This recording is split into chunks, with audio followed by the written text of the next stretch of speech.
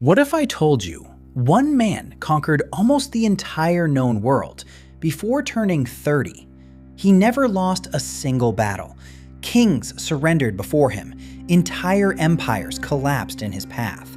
From Greece to Egypt to the heart of Persia, his army marched farther than anyone thought possible. His name was Alexander the Great. But his greatest enemy was not another king. It was time itself.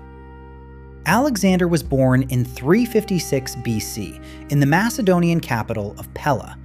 His father, King Philip II, transformed Macedonia into the strongest military power in Greece. His mother, Olympias, believed her son was destined for greatness.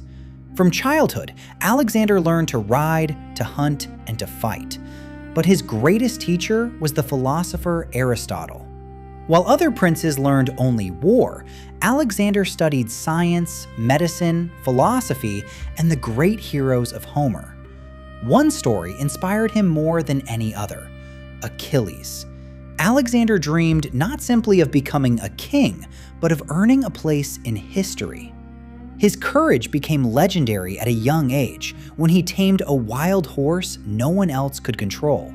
That horse, Bucephalus, would carry him through every great campaign that followed.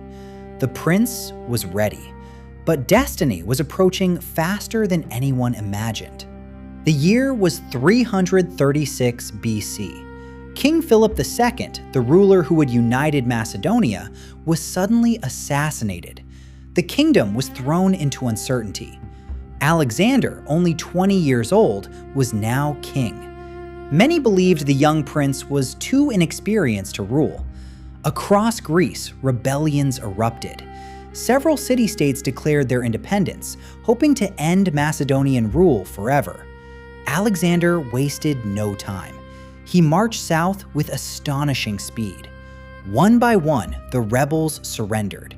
But one city refused: Thebes. The ancient city believed Macedonia could finally be defeated. Instead, Alexander surrounded the city. After a fierce siege, Thebes fell. Its destruction sent a clear message: the young king would not tolerate rebellion. The rest of Greece quickly accepted his rule. With his kingdom united, Alexander turned his eyes east. Beyond the Aegean Sea lay the greatest empire on earth, the Persian Empire.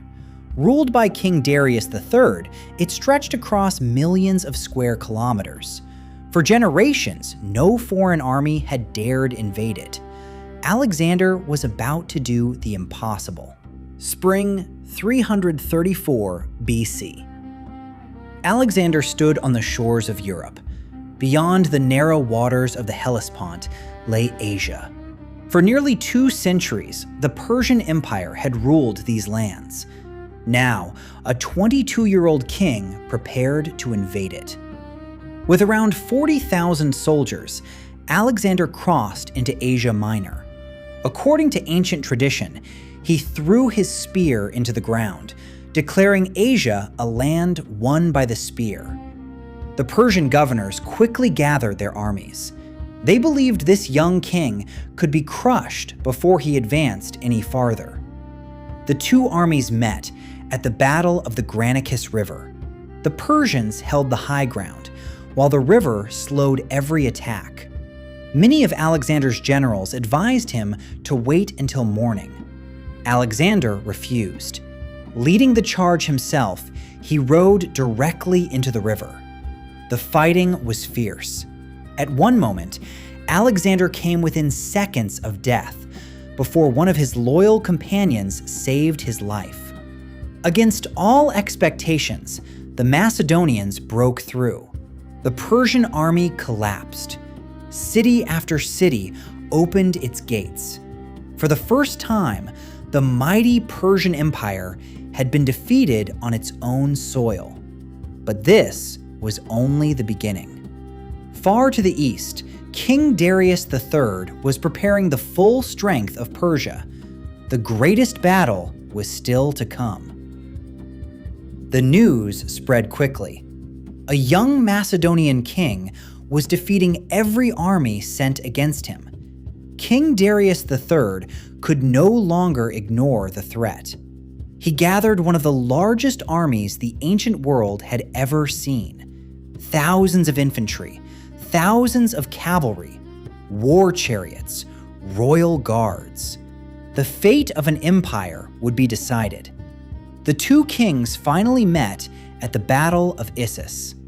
Although Darius greatly outnumbered Alexander, the narrow battlefield worked against the Persians. Alexander saw his opportunity. Instead of attacking the entire army, he charged directly toward Darius himself. The Persian king watched as the Macedonian cavalry broke through his lines.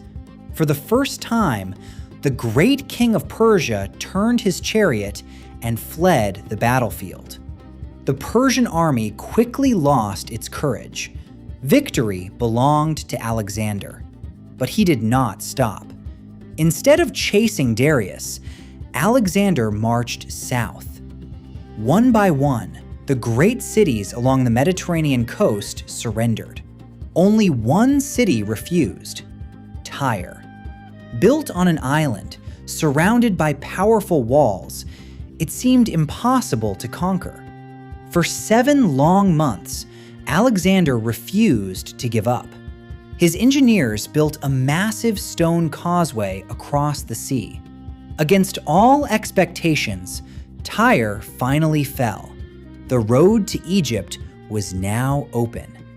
Alexander had defeated Persia's armies, and now he was becoming master of the ancient world. By now, Alexander ruled an empire unlike anything the world had ever seen. From Greece to Egypt to the heart of Persia, his victories seemed unstoppable.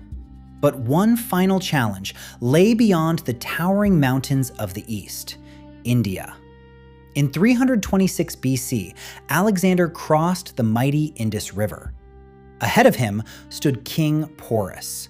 Unlike any enemy Alexander had faced before, Porus commanded an army with a terrifying new weapon: war elephants. Huge armored elephants marched at the front of the Indian army. For the first time, the Macedonian horses panicked. The battle took place along the banks of the Hydaspes River. Rain poured from the sky. The river overflowed. Yet, under the cover of darkness, Alexander secretly crossed upstream. At dawn, he launched a surprise attack. The battle lasted for hours. The elephants charged. The Macedonian phalanx held its ground. Cavalry thundered across the muddy battlefield. In the end, Alexander was victorious. But something remarkable happened. Instead of punishing King Porus, Alexander asked him, "How should I treat you?" Porus answered, "Treat me as a king." Alexander admired his courage. Rather than taking away his kingdom, he returned it, and even made Porus his ally. It was a victory unlike any before. But Alexander's soldiers had reached their limit. After marching for nearly 8 years, they refused to go any farther. For the first time, Alexander could not command a victory. His own army wanted to go home. Reluctantly, the greatest conqueror in history turned back. Alexander had conquered more land than any ruler before him. But even the greatest conqueror could not conquer time. In 323 BC, after returning to the great city of Babylon, Alexander suddenly became ill. For nearly 2 weeks, his condition worsened. His generals waited anxiously outside the royal palace. The soldiers who had followed him across 3 continents were allowed to pass by his bed one final time. They saluted the king who had never lost a battle. Alexander was only 32 years old. When asked who should inherit his empire, ancient writers claim he simply replied, "To the strongest." Soon after his death, his vast empire was divided among his generals.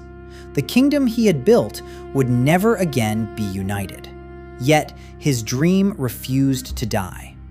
New cities bearing his name, especially Alexandria in Egypt, became great centers of learning and culture. Greek language, science, art, and ideas spread across 3 continents. This period became known as the Hellenistic Age. More than 2,000 years later, military commanders still study Alexander's campaigns.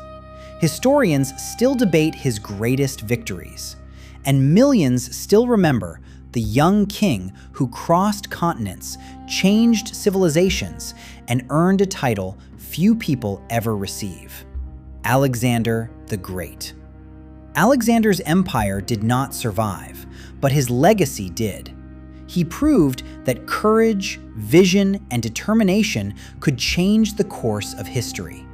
More than 2,300 years later, his name is still remembered as one of the greatest military commanders the world has ever known.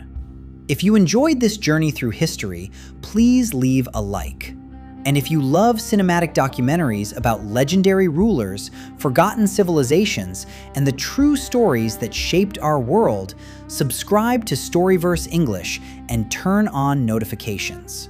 Because next time, we'll uncover another extraordinary ruler whose story deserves to be remembered.